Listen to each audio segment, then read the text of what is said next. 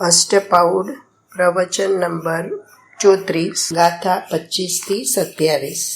સૂત્રપાઉડ. ભગવાનની વાણીમાં આવ્યું છે કે સ્ત્રીનો જેને દેહ છે એને સાધુપદ અને કેવળ જ્ઞાન હોઈ શકતું નથી. પંચમ ગુણસ્થાનની યોગ્યતા હોય. સ્ત્રીને સમ્યક દર્શન થઈ શકે છે, એ પણ માર્ગમાં છે, ભલે આ ભવે મુક્તિ ન થાય. સમ્યક દર્શન સહિત હોય, આત્મજ્ઞાન સહિત હોય ને ઘોર તપસ્યા અને ચારિત્ર જે એને યોગ્ય ક્રિયા હોય, પંચમ ગુણસ્થાનને યોગ્ય, તો પણ તે મરીને સ્વર્ગમાં જ જાય. એને આ ભવે મુક્તિ ન થાય, પણ થોડા ભવમાં તેને મુક્તિ નક્કી જ છે. સ્ત્રીઓને ધ્યાન પણ ઉગ્ર નથી હોતું. ધ્યાન સિદ્ધિ વિના મુનિપણુને કેવળ જ્ઞાન ન હોય. એકાગ્ર ધ્યાન અંદર આત્માના આનંદમાં જે થવું જોઈએ, નિઃશંક ધ્યાન તેવી સ્ત્રીને લાયકાત નથી હોતી.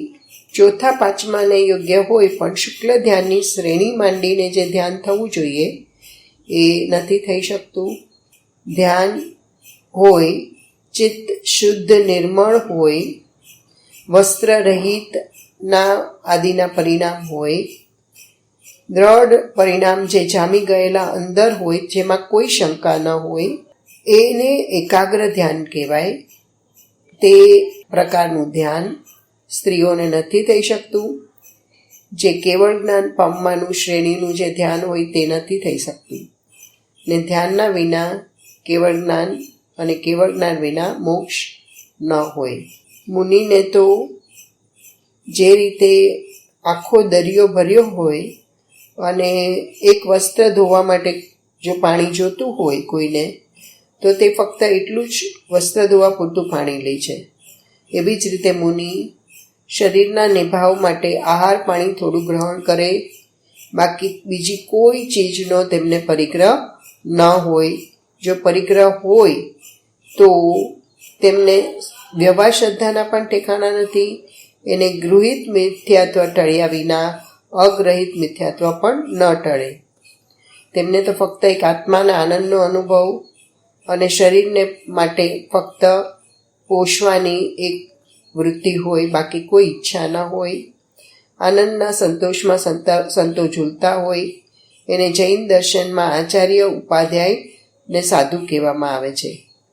ભગવાન આત્મા અતિન્દ્રિય મહાપદાર્થ ને અતિન્દ્રિય મહાસુખ એવું અંદર ભર્યું છે. એનું સમ્યક દર્શન થતાં આત્માનો સ્વાદ આવે, ને આગળ મુનિ થતાં તો ઉગ્ર આનંદનો સ્વાદ આવે. એવા આનંદના વેદનમાં તેમને સર્વ દુઃખથી નિવૃત્તિ થઈ ગઈ છે. ઈચ્છાની નિવૃત્તિ છે, ઈચ્છા જ નથી. ઈચ્છા એ જ દુઃખ છે, ને ઈચ્છા છૂટે તો આનંદ થાય. એ સુખિયા જગતમાં સંત દુરીજન દુખિયા રે. મુનિને કોઈ જાતની ઈચ્છા ન હોવાથી તે સુખી છે.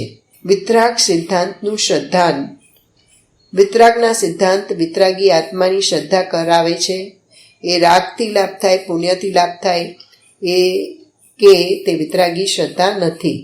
આત્મા છે એમાં જ્યારે સમ્યક દર્શન પામે ને મુનિ થાય, જૈન સૂત્રની શ્રદ્ધા કરી અને વિતરાગતા પ્રગટ કરે, શુદ્ધ ઉપયોગ જેણે પ્રગટ કર્યો છે, એ મુનિએ ખરેખર જૈન સૂત્રના ખરેખર સેવનનો ભાવ કર્યો છે. એ જ જગતમાં સુખી છે. બાકી ચક્રવર્તીને સર્વાત સિદ્ધિના દેવો ઈચ્છાવાળા છે, તેથી દુઃખી છે, અને જેટલી ઈચ્છા છૂટી તેટલા સુખી છે. સંકેતીને પણ અનંતાનુબંધીની ઈચ્છા ગઈ છે. અનંતાનુબંધીનો રાગ ને દ્વેષ, ક્રોધ, માન, માયા, લોભ એ તૂટી ગયો છે. એટલો આનંદ છે, શાંતિ છે, એટલી સ્વરૂપની શાંતિ છે. જીનવરની ધ્વનિમાં, વિતરાગ દેવની ધ્વનિમાં જે મેઘના જેમ નાદ કરે એવી વાણી, સમોસરણમાં ઈચ્છા વિના, મુખ કંઠ હલ્યા વિના ગર્જના થતી હોય એવી વાણી હોય છે. ઓમ ધ્વનિ નિરક્ષરી હોય છે. તીર્થંકર કેવળ જ્ઞાન પામે થી અંદરથી ગર્જના થાય, ઓમ ધ્વનિ ઉઠે આખા શરીરમાંથી. ભગવાનના મુખમાંથી અર્થ નીકળે એ ગણધર સૂત્ર રૂપે રચે. તેમાં આ ભગવાનની વાણીમાં સત્ય, અસત્ય, દેવશાસ્ત્ર, ગુરુ, સમ્યક દર્શન, જ્ઞાન, ચારિત્ર, મિથ્યા દર્શન, અજ્ઞાન, અચારિત્ર બધાનો જ તત્વનો પ્રકાશ થાય છે. અને ઈચ્છાને, આકુલતાને નિવારે એવી વિતરાગની વાણી છે. વિતરાગની વાણી અજ્ઞાનને, રાગદ્વેષનો નાશ કરાવે છે અને કહે છે કે શુભરાગ પણ તાપ છે, કષાય છે, અગ્નિ છે, એવા તાપને, કષાય ભાવને નિવારે છે. શ્રીમદે કહ્યું છે ને, સમદર્શીની વ્યાખ્યા એટલે કે કુદેવને કુદેવ તરીકે જાણીને નિષેધે, કુગુરુને કુગુરુ જાણીને નિષેધે, કુશાસ્ત્રને કુશાસ્ત્ર જાણીને નિષેધે, એનું નામ સંભાવ છે. એટલે કે સત્યને સત્ય તરીકે સ્થાપે ને અસત્યને અસત્ય તરીકે સ્થાપે, એવી વિતરાગની વાણી હોય છે. પુણ્ય પાપની વિધિનું અથવા કર્મ અને પુણ્ય પાપ, લોકની ક્રિયા આદિ મૂઢતા બધાને જાણે અને સ્વપરનો ભેદનો વાસ્તવિક નિર્ણય કરી સત્ય અસત્યનો નિર્ણય કરે. બધી લોક મૂઢતા, દેવ મૂઢતા અને ધર્મ મૂઢતા એ બધાને જાણે ને બધાનું એવું વિતરાગના શાસ્ત્ર પ્રમાણે એનું કથન બતાવે. ભગવાન આત્મા પુણ્ય પાપના રાગથી રહિત છે, એવો આનંદના સ્વભાવ સહિત છે. એને ભગવાને કહ્યું એ પ્રમાણે પામીને શિવ માર્ગ એટલે કે મોક્ષ માર્ગ લે છે. હવે ત્રીજું પાઉડ શરૂ થાય છે, ચારિત્ર પાઉડ. સમ્યક દર્શન, સમ્યક જ્ઞાન, પછી સમ્યક ચારિત્ર હોય અને ચારિત્ર વિના તો મોક્ષ શક્ય જ નથી. વિતરાગ દેવે આત્માનું ચારિત્ર, સ્વરૂપમાં રમણ, આનંદમાં રમણતા, ચરવું, આનંદધામ ભગવાન એનું ભાન જે સમ્યક દર્શનમાં થયું, પછી સ્વરૂપમાં અંદર રમવું, એ આનંદનો અનુભવ કરવો, અતિન્દ્રિય આનંદનો, તેને ચારિત્ર કહ્યું છે. તે જ સાચો મોક્ષનો ઉપાય છે. એનું મૂળ સમ્યક દર્શન છે. અંતરાત્માના આનંદમાં રમણતામાં મશગુલ આનંદમાં એ જ ચારિત્ર છે. તે જ સિદ્ધપદ થવાનો ઉપાય છે અને તે સમ્યક દર્શન વગર ન હોઈ શકે. અર્યંત ભગવાન એટલે જેમણે અર્થાત મોહરૂપી કર્મ જે વેરી તેને હંત એટલે હણી નાખ્યા છે, તે અર્યંત ભગવાન છે. અને તેમાં નો અર્થ છે જ્ઞાનાવરણ, દર્શનાવરણ, કર્મની રજને હણી છે. બીજો નો અર્થ છે કે અંતરાય કર્મનો ને હણ્યું છે, એટલે કે 4 ઘાતીય કર્મને હણી કાઢ્યા છે, તે અર્યંત છે.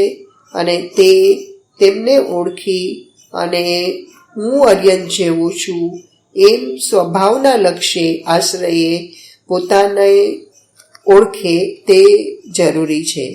તે કર્મથી વાત લીધી કે કર્મને હણ્યા, પણ ખરેખર તો કર્મ તો જડ છે. અર્યંત ભગવાને તો પોતાના અશુદ્ધ ભાવ જે પોતાનો વેરી છે નિશ્ચયથી તેને જ હણ્યો છે. ભગવાન આત્મા, પૂર્ણાનંદ, વિતરાગની મૂર્તિ, આ તો આત્મા છે, વસ્તુ. અનંત આનંદને જ્ઞાનથી ભરેલો પદાર્થ આત્મા છે. એનાથી વિરુદ્ધ રાગ તે હું, પુણ્ય તે હું, આવો સ્વભાવ તે હું નહીં, એવી મિથ્યા માન્યતા એ જ આત્માની વેરી છે. ખરેખર વેરી તો આત્મા, આનંદની મૂર્તિ, પ્રભુ. એનાથી વિરુદ્ધની ઈચ્છાઓ અને મિથ્યાત્વ ભાવ એ દુઃખરૂપ છે. ઈચ્છામાં રાગ દ્વેષ આવ્યા અને મિથ્યાત્વ ભાવને જેણે આત્માના આનંદના આશ્રય તેને હણી નાખ્યા, કેવળ જ્ઞાન પ્રગટ્યું, એવા અર્યંત ભગવાનને પહેલું વંદન કરીને કુંદાચાર્ય દેવ ચારિત્ર પાઉડ કહે છે. જય જીનેન્દ્ર.